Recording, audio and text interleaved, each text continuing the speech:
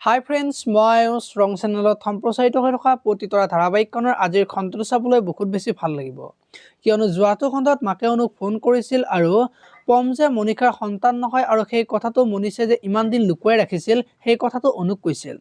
আৰু আজি যি হ'ল তাৰ কাৰণে দেউতাৰে দায়ী আৰু বেদ ভাল ল'ৰা আৰু তোক বহুত ভাল পায়, গতিকে সময়ৰ লগে লগে সলনি হোৱাৰ চান্স তই নেদিবি, তই তাক মৰমেৰে বান্ধি ৰাখিবি বুলি অনুক কোৱা দেখিবলৈ পাইছিল। আজিৰ খণ্ডটোত বেদ কামৰ পৰা ঘৰলৈ যাব আৰু তেতিয়া অনু বেদক আপুনি মোক এটা কথা নকলে।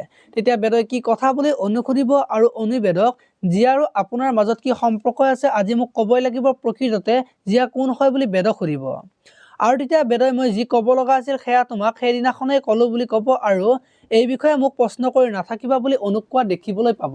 আনফালে বেদই যে কামৰ কাৰণে ৰখি থাকিব আৰু তেতিয়া ৰত্ন বেদৰ ওচৰত যাব আৰু মুন্নাৰ কথা সুধিব, শুনিছো এইখন থানাত বোলে নতুন অচি এজন আহিব, তেওঁ আহিলে বোলে ড্ৰাগছ পেডলাৰবোৰৰ বোলে ৰক্ষা নাই, নগাঁৱৰ আধা ড্ৰাগছ পেডলাৰ এতিয়া জেলত বুলি বেদক কৈ থকা দেখিবলৈ পাব।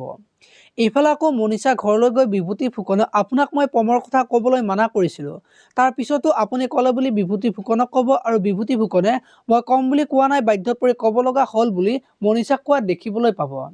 আপোনালোকে পতিতৰা ধাৰাবাহিকখন চাই কেনেকুৱা পায় কমেণ্ট কৰি জনাব আৰু যদি আপোনালোকে এতিয়ালৈকে চেনেলটো ছাবস্ক্ৰাইব কৰা নাই তেতিয়াহ'লে চেনেলটো ছাবস্ক্ৰাইব কৰি ভিডিঅ'টোত এটা লাইক কৰি দিব। ধন্যবাদ।